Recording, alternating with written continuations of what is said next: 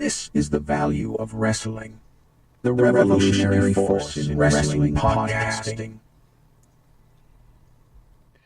Oh, we're back. But again, I got to change the banner. Always forgetting something. Let's dig in here and see if we can find a new banner, because this is no longer your Collision review. Thank you for your patience, and we thank you for joining us right back here on the value of wrestling. Oh, that one's a little big, so we're going to have to shrink that down to size. Let's go. Whoops. Bring it up here. Shrinkage. We are going to make it fit in the proper place for everybody. And then we will, let's see, go there. Okay, and then we will take that and do that, and then, okay. There we go, ladies and gentlemen. Welcome to your Value of Wrestling. This is your Smackdown review for November 17th. And we are live. We thank you for joining us. If you're here, feel free to join us in the chat. And we are going to get on our way. We are going to talk Smackdown after what was a horrible collision. We're going to get into what was a pretty decent Smackdown. Smackdown tonight was from Forward Center in Evansville, Indiana. I've been there. It is a place in the southern end of Indiana.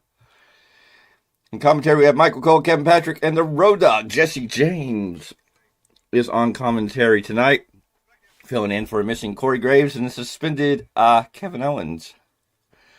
We're 8 days away from Survivor Series, and the Women's War Games match seems to all but be set and announced, and so we are going to find out how that's going to play out. We start off with Damage Control in the ring, or the new Damage Control, and Bayley basically talking up how it was her idea to get Asuka to join Damage Control. I don't know how truthful that is. Asuka, Io Sky, and Kairi Sane were all kind of sitting there giving the look to Bayley. And then Dakota Kai came up and said, well, we have one person who's not a part of Damage Control. Bayley looked freaked out for a minute, and then we talked about Asuka hadn't been officially a member of Damage Control, and then Bayley got down on one knee with a t-shirt and asked Asuka if she wanted to join, and Asuka decided she was going to join Damage Control, and this is the story we're being told. But it definitely seemed like Bayley was not too excited about this, even though she was trying to be braggadocious about it. It was very funny.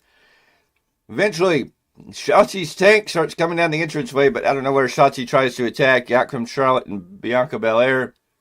Eventually, they get taken care of and get dumped out of the ring, and Damage Control stands strong. Even Dakota Kai got in there, was still being injured.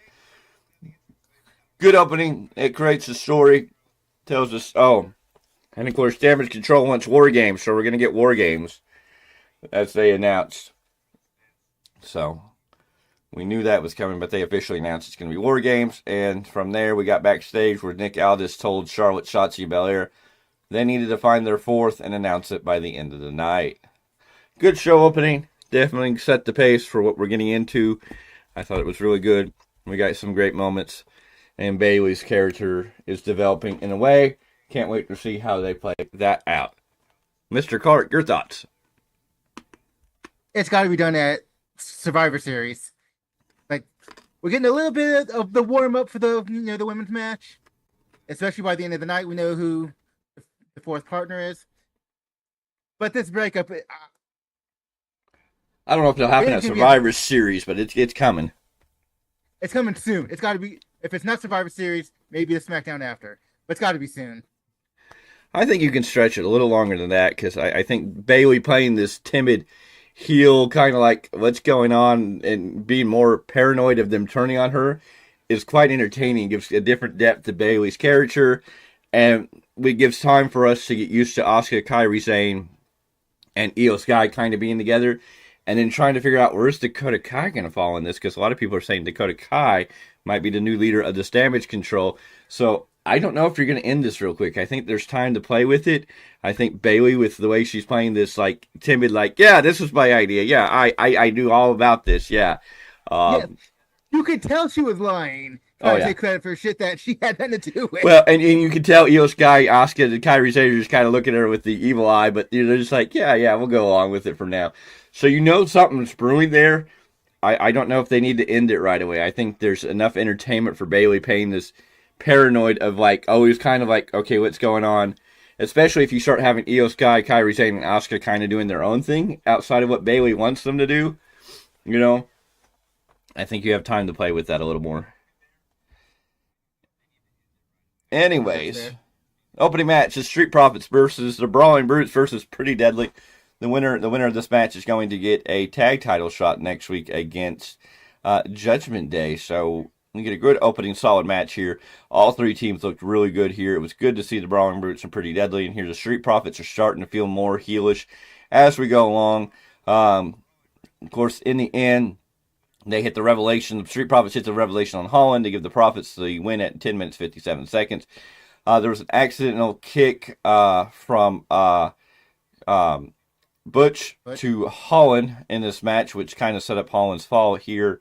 At the end of the match, Butch went in to try to help out Ridge Holland, and Ridge Holland kind of pushed him away. I don't know, it wasn't like a full push, but just kind of like a disappointment, maybe a little mad that he got kicked in the face. So it wasn't a hardcore, like, oh, he's going heel, but there's a subtlety of what may be coming between these. Maybe we'll get Butch and Holland and this whole team to separate. We don't know what's going on with Sheamus in the future right now. And hopefully we get Butch back as Pete Dunne if he's separating from this group and Holland going on his own way. It's probably time for the Brawling Brutes to kind of go their own way. I think you've done everything you could with them that you were going to do with them. I'd like to see Ridge Holland do something on his own. I'd like to see Butch become Pete Dunne again and go on his own and do something. What do you do with Holland? Well, he's a big guy. I mean, he could be in a title contention. He could be in a ring with a Gunther or somebody like that if you wanted to build him the right way. Just because he's been in a tag team and you haven't really done anything with him. He's got an incredible physique. If you build a character and give him some development behind him, I think you could do some stuff. He could be an Intercontinental Champion. He could be a U.S. Champion. You could build him up to be a main eventer if you want to. It's just right now we haven't seen him any more than a tag team kind of a carny guy, but I mean he is impressive in what he can do. I mean he's got something there. You could possibly build him up to be a contender against Brock Lesnar. Maybe he gets a rub from Brock Lesnar and by beating Brock Lesnar somewhere down the line. It's not anytime soon, but I mean you've got a big guy in Ridge Holland where he could definitely stand in the ring with a Gunther, with a Brock Lesnar, with a Bronson Reed, with some of these other guys that are out there on his own. So, I mean, I think you could definitely do something if you want to put the effort and the story behind him. Right now, I know it's kind of hard because I always see him as this kind of goofy tag team guy that's kind of there. And then I know some people see him as the guy that put Big E out of action. But, the past is the past. We got to kind of get past that. But, I mean, there's there. Just as much as there's a lot we could see from Pete Dunne. Pete Dunne could definitely be in all these title contentions in his own right if you rebuild Pete Dunne to be Pete Dunne again. And we know what he did in NXT, so... Right. I saw a lot of his NXT UK as well as NXT run. So yeah, I believe a little more in Pete Dunne. Yeah. I guess I just want to see more from Ridge Holland. Well, and I think that's what we have to see. We have to see him out on himself and see what he can do, and how is he going to play that? He could play a great heater for somebody. He could be somebody else's bodyguard. He could fill in for somebody else somewhere else. So it's just a matter of how they play it and what story they tell with it. So the Street Profits win. The Street Profits are going to get a title shot next week against Judgment Day. We are backstage. Bianca Belair's talking to Michin. And then afterwards, after we come back from a break, Damage Control is checking Michin. Or Michin or whatever. Mia Yim. Or Miss Lee, as she should be called today. If you don't know, go look it up. Yes, we're talking about...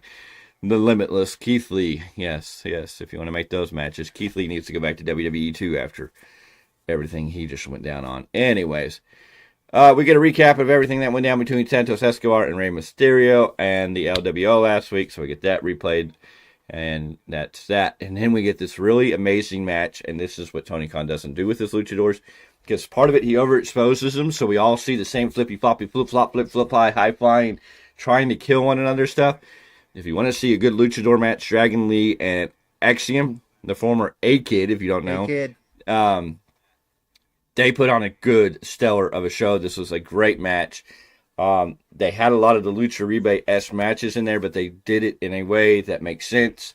It fit, it flowed. It wasn't just suicidal dive after suicidal dive. It wasn't just over the top stuff. It was a good solid where they were moving, quick exchanges, one trying to outdo the other one.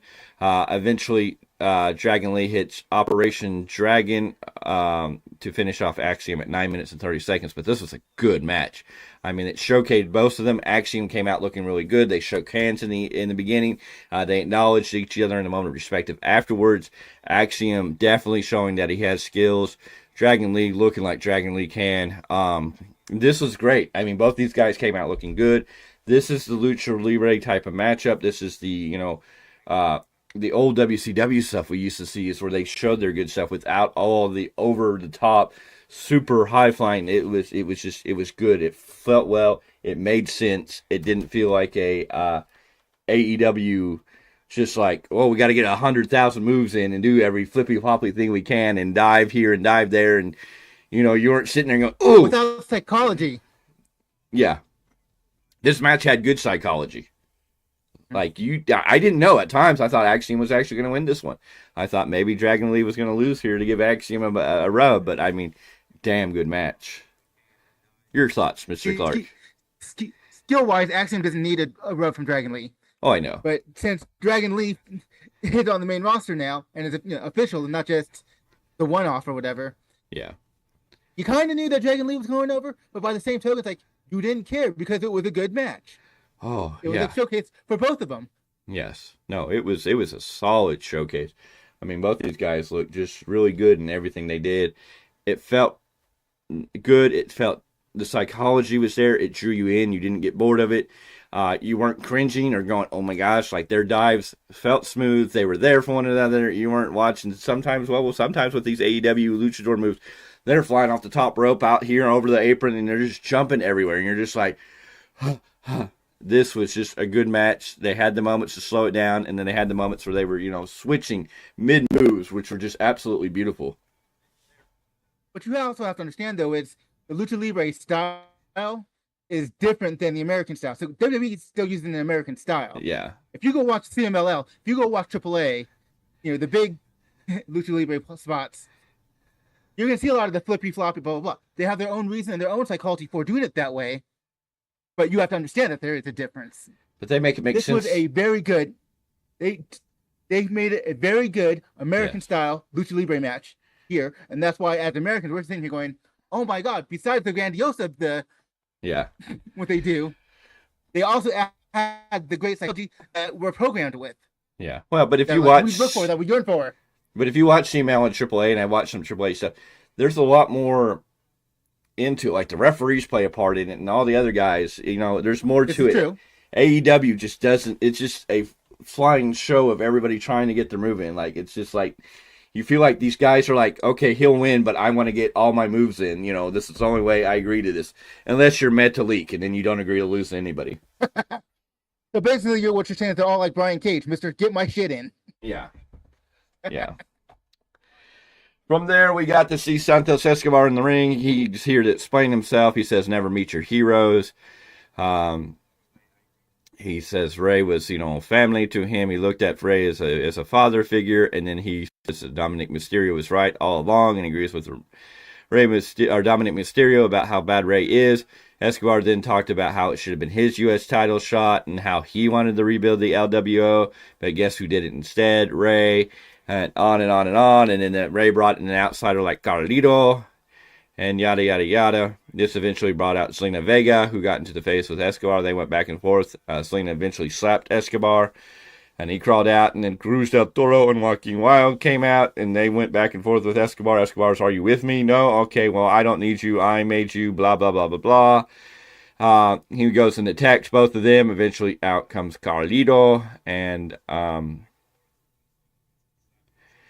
Carlito makes the save, and so now we are knowing for Survivor Series, Carlito versus Santos Escobar at Survivor Series. Rey Mysterio is out with a knee injury. We don't know how long he'll be out.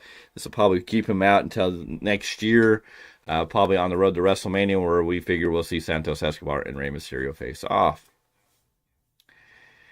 Your thoughts on this segment? not so much thoughts on the segment, but more what I want to see from this point. Uh-huh. With Zelina obviously siding with the LWO, I want them to bring up Electra Lopez, the original manager that was with Santos in NXT. I'm hoping I want to see Madre come up. Maybe bring up some other people to reform either a new faction or maybe Joaquin Wilde and Cruz del Toro. Maybe they decide, you know what? We should go back to who got us to the dance. Santos is going to need some people to help him leave, so either he's going to get back the original family and they're going to have to bring up other people, but I think they need to build this right. Of course, if they give him the family, at least you could put Rey Mysterio and Dragon Lee together with Carlito against them. So we'll have to see how the story gets told eventually, but Santos on an island all alone is fine right now, but eventually you know he's going to have some backup and support, and Elektra would be a great piece against the Zelina Vega. So I think there's a lot there. We just got to see how it plays out. I think we have time with Rey being injured. Mr. Z says 3 to 6 months. And that's what I'm assuming. Hopefully we get back by WrestleMania, but I figure this feud could even continue past then, depending on how it plays out, especially with Triple H being really focused on the lucha style of wrestling, wanting to bring more of the Mexican flavor into wrestling. Plus, all over the world is, Triple H wants to bring people from all over the world into the feud. I mean, hell, we already got the announcement that he's talking to Okada again, so we could have a Rainmaker in WWE, and that could be a whole different game changer. And if you thought his entrance in New Japan it was extravagant and at least this is what I say to a Will Ospreay and Okada and any of these guys. You have these big entrances in New Japan. I can promise you in WWE you're going to get your same big entrances. In AEW, I don't know. Like I don't think I'm really against Will Ospreay signing with AEW. I get why it may allow him to wrestle in TNA and New Japan and stuff, but he's going to be a quick flash in the pan. They'll rush him to the world title probably at All In. They'll give him that big match there at All In, and after that he'll hold on to the title for a little bit, drop it, and what are you going to do with him afterwards? Tell me what New Japan wrestling star that AEW's brought over that they've made feel anything. I mean, even look at Kenny Omega. Everybody's not the same.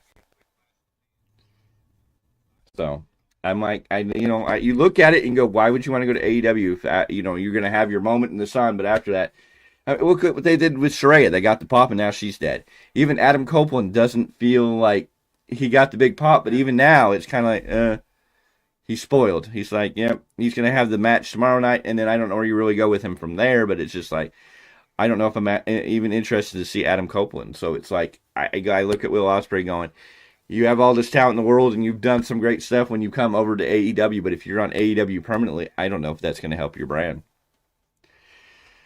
Anyways, we got a review of Kevin Owens on commentary last week, and Grayson Waller and Austin Theory, him double punching both of them at the same time, and then them coming down and harassing him, and then what eventually led to his quote-unquote suspension. We will have to check Monday Night Raw if we're going to get a surprise there. It's either going to be Kevin Owens or we're getting the return of Randy Orton. We don't know. We're going to have to wait and see how that plays out. Anyways, we got Grayson Waller versus Cameron Grimes. Austin Theory out here with Grayson Waller. This is, your type of match that you expect between these two. Cameron Grimes is not, he's there, but he's not anybody at the moment. Hopefully he gets his time to shine. They found a great gimmick with him in NXT where he got a rise. He had a great run with the $1 Million Man for a little bit. Cameron Grimes has got a lot of talent. They just haven't found that right character for him. Waller wins hitting the Dingo Driver at 2 minutes 42 seconds. Of course, Theory offered a distraction at the same time. We'll have to see what happens with Cameron Grimes. I'm hoping at some point something will come for him. I know right now they don't know possibly what to do with him. Exactly, Mr. C. No one has gotten over as far as New Japan or guys. They team them with the Best Friends, and it's done. Oh, yeah, they team up with Kenny Omega and the Young Bucks, and then it's it. But even Omega hasn't felt as special as he was when he was in New Japan. Even the Young Bucks are not as special as they were when they were in New Japan. So, I mean, it is what it is. We get a classic SmackDown throwback moment, one of the greatest moments in SmackDown history, I think, when Steve Austin and Booker T had a fight in the grocery store. Oh, it was great, and you always love to see it because it's just a good laugh. especially when Booker T's running from Stone Cold, and Stone Cold opens that beer, and you just see that look in Booker T's eyes as he slowly turns around and bam. Anyways, from there we find Zelina Vega getting jumped by Damage Control, and so another woman's been taken out, and then we get a look at Solo Sikoa murdering John Cena with the thumb. And here is the Bloodline minus Roman Reigns. We're in the ring, and Paul Heyman honoring Sikoa for beating Cena at Crown Jewel. And we get your typical Paul Heyman selling a penny for $1 million to somebody. I mean, this, what Paul Heyman's great. He can take a shit sandwich and make it worth $1 million. And Paul Heyman was great in this moment. You could probably listen to Heyman talk forever. It's only one of the few people that you could actually sit back and let him talk in the ring. And you're not going to be bored by it because he's going to say stuff that you're just like, yep. And we got a classic promo with Heyman that was just, what you expect from Heyman. There was no disappointment. There was no letdown. And a Heyman moment here. Sikoa, he talks about how Cena's never coming back. Cena's not even in Hollywood. You can't see Cena. You can't hear Cena. It was beautiful. And eventually this cute LA Knight to come down. He cut his promo, and we know that LA Knight's taking on Jimmy Uso here in a moment. Your thoughts on this Bloodline Solo Sikoa celebration, basically? I mean, they had to put Solo over, not just in the match with John Cena, but to continue to make him interesting, you had to really have Paul Heyman put him over, and that's exactly what he did. Oh, yeah. This looks really weird. I know you can't see it, but if you're watching the show, there's my cat's up on the back of my chair, so it looks like the cat's sitting on my head. You can see it if you're watching. This is funny. Hi. You in your place? Well, yeah. If Mommy's always on top, I guess Kitty can be on top. And in Cinder's own way, yes. Anyways, from there we got to the announcement. Like I said earlier, Carlito and Santos. Carlito and Santos are going to have their match at Survivor Series. Now we have Bianca Belair with Shotzi and Charlotte, and Bianca tells Charlotte she needs to make that phone call, and Charlotte reluctantly agrees to make the phone call. Oh, hi. I didn't know you were coming back down. You good? Ladies and gentlemen, when you have animals in the house, cat on the hat. Yes, I know. They want to be the center of attention. Okay. Yeah, LA Knight versus Jimmy Uso. We got a good solid match here. Eventually, LA Knight hits the BFT and gets the pin at 9 minutes, 20 seconds. Good solid match between these two, both looking good. It's what you expect. LA Knight going over, continuing his momentum. Jimmy Uso doing Jimmy Uso things. And, of course, post-match, Solo Sikoa comes down with Jimmy knocking Knight on the floor. The smallest spike drops Knight, and here comes Cody Rhodes. Cody Rhodes is on the show for whatever reason. So we had Cody Rhodes save kind of LA Knight from this. Could this lead to LA Knight joining the team? Is this where you're going to put LA Knight in there? So we're not going to get Kevin Owens on the War Games team. We're going to get LA Knight after this. Doesn't really make sense. I figure Kevin Owens, or they're going to bring back Randy Orton in this. I don't know. We're going to find out Monday, I'm sure. Of course, it hasn't been officially announced that it's going to be a 5-on-5. We don't know if even Drew McIntyre is potentially going to be in here. We have to assume, since he aligned with them, that that's the story, and we've heard a 10-man match. So that is it. Your thoughts on this match, sir? LA Knight, Jimmy Uso. Yeah, I know. I just, after seeing the ending, though, seeing Cody come out, I'm like, it almost kind of threw the match out for me, because they're like, why are you even here? Yeah. Like, there's no, he's not a tag champion anymore. There's no automatic excuse for storyline purposes. So I was like, I like seeing Cody. I just make it make sense, please. That's the only critique I think I have for tonight's show. Make that make sense. Yeah. So we're back, and Charlotte made the phone call, but she's not sure if the fourth woman will be here in time. We get a review for next week, and here are Bianca Belair, Charlotte, and Shotzi to announce their fourth team member, Cody Scouting Talent. At first, they officially accept the challenge, but Charlotte talks about knowing that what it means to turn on a best friend. There's a thin line between love and hate, but if she's going to war, there's only one person she wants to be by her side. Here comes Damage Control before the announcement and say the three of them aren't making it to War Games. The fight is on, and we all hang on as here is, of course, the man. Becky Lynch is the fourth woman for this team. Now the fight is on, and everything goes up. Becky missed. Charlotte goes up for moonsault, which misses more wrestlers.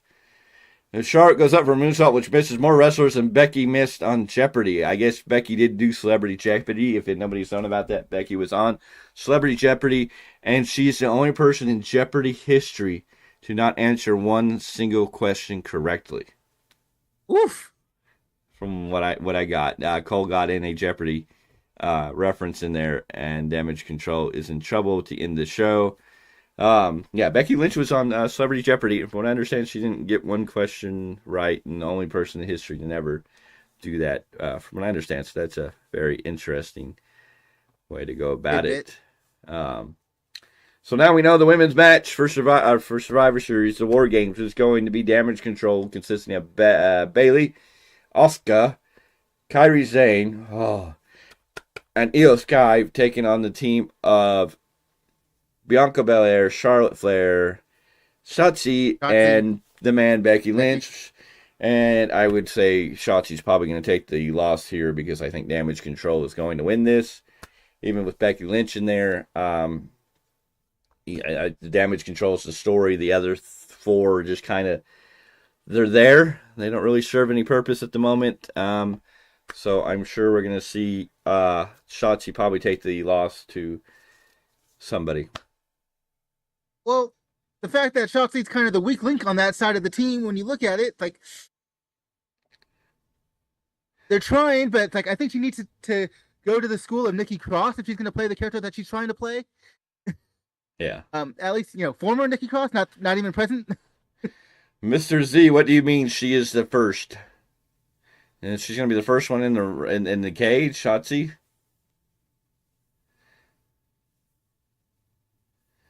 Because I would disagree with that. I would figure Bianca Belair will probably be the first one in there. Because it's Bianca Belair's team and Bianca Belair's style. Becky will be the last. According to Michael Cole, it was Charlotte's team. It's Bianca's team. I don't get why they get Charlotte's. They're kind of making Charlotte play back fiddle to Bianca, and I don't know if it's really working out that well. Because the Queen doesn't take backseat to anyone, really. No, well, it just feels like a really weird dynamic, and you're just waiting for Charlotte to, like, kick Bianca Belair in the head, and I really wouldn't be mad if Charlotte beat the shit out of Bianca, because I'm tired of Bianca. Bianca's, like, done, and she needs to go heel. It's time to switch her and Bayley, for sure. Oh, yeah. Yeah, she is the first to not answer. Yes, no. Becky was the first person ever to not get one question right on Jeopardy. I don't know if that's a tidbit that we want to go down living in the infamous history of professional wrestling.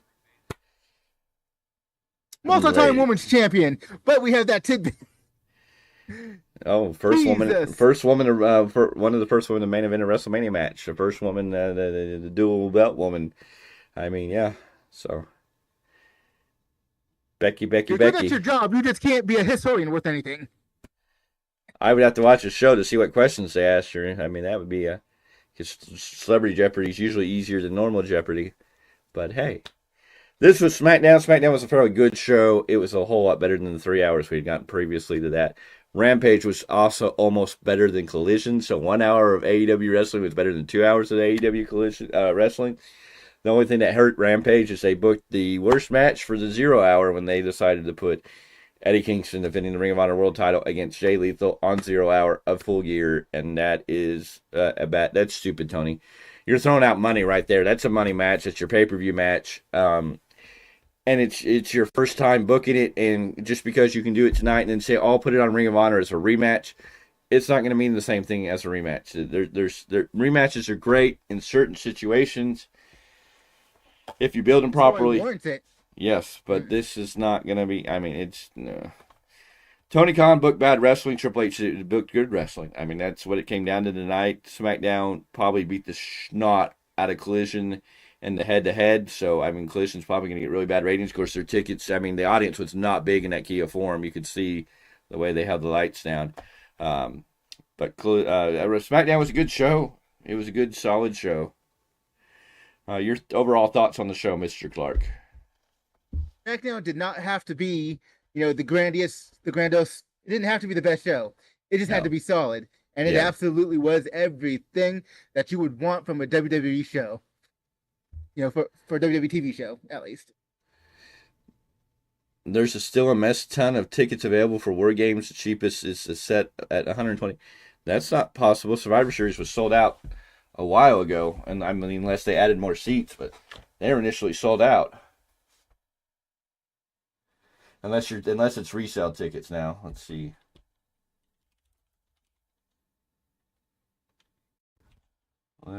I know they sold out, and I think they did add more seats.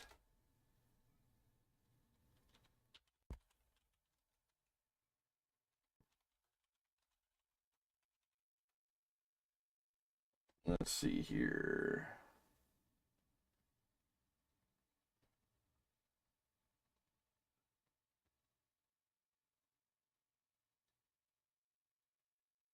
They talked a long time ago that thing was sold out. I think they added more seats was the thing.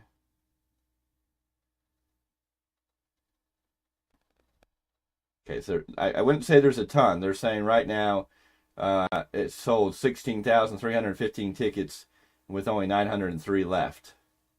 So that's not a ton out of 17,000. So okay, yeah, they're all resale now. Yeah, that's what I would figure. If you're seeing tickets for sale, it's going to be resale. Yeah, because they have 16,315 tickets out right now with 903 left.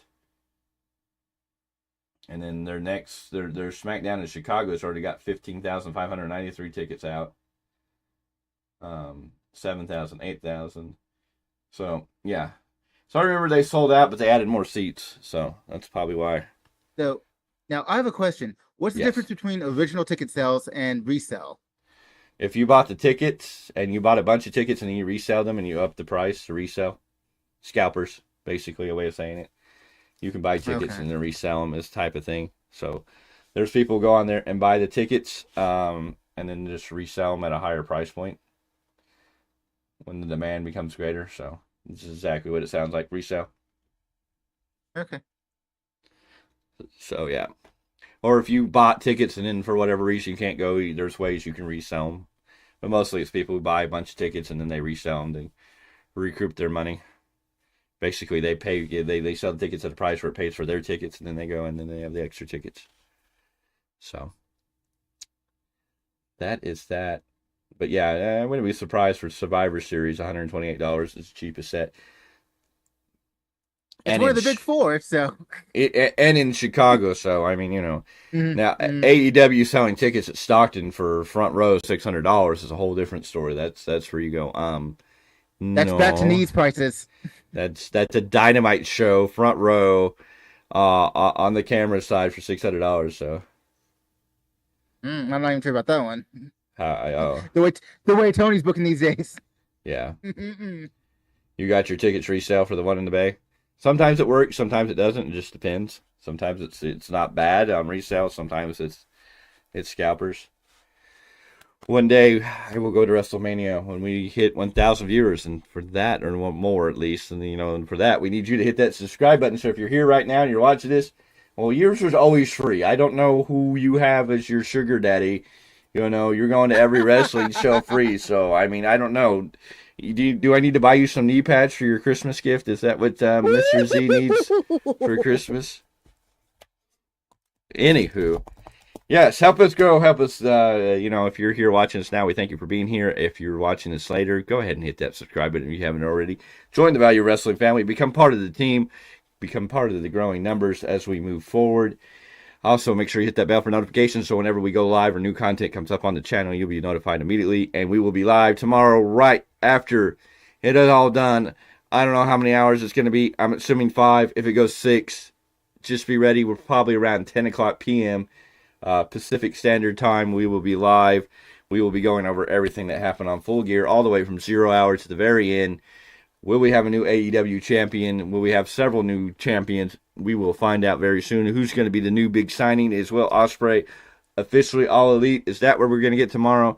Will Ronda Rousey show up on Full Gear after bringing out Ring of Honor TV? Are we going to get a twist there? Won't be surprised if that happens.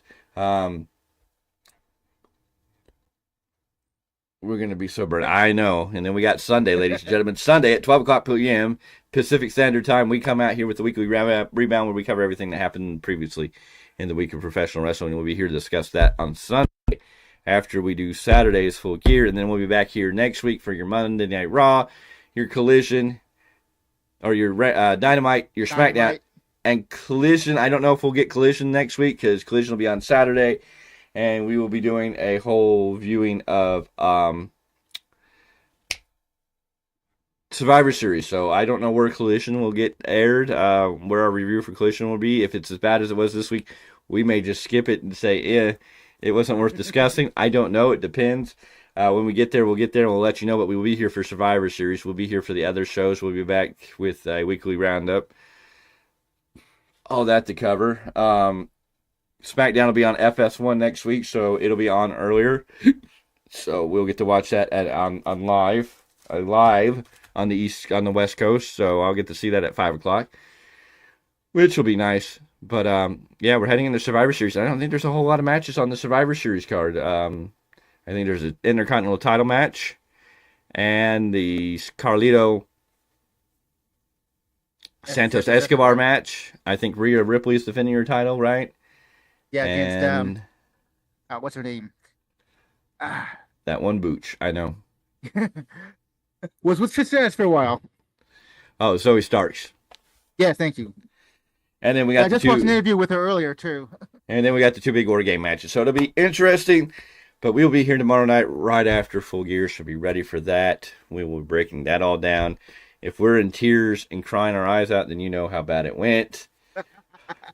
But I think it'll be a good show wrestling-wise. Will everything make sense or fit together? I really don't know. I can't promise anything on the rest of that. Congratulations, Mr. Z. You've made it through another episode of Live, Value Wrestling Live, without hearing the words, "You're fired." Congratulations. Maybe you have earned those knee pads after all. But, ladies and gentlemen, Jesus. We are here, and we thank you for being here. We appreciate you. Make sure you hit that like button, hit that subscribe button, ring the bell for notifications, share this out with your friends, family, and anybody else who's in the world of professional wrestling. Like I always say, until the next episode, it's time for us to say bye. We are going to get out of here. We're going to call it a night, and we'll see you tomorrow.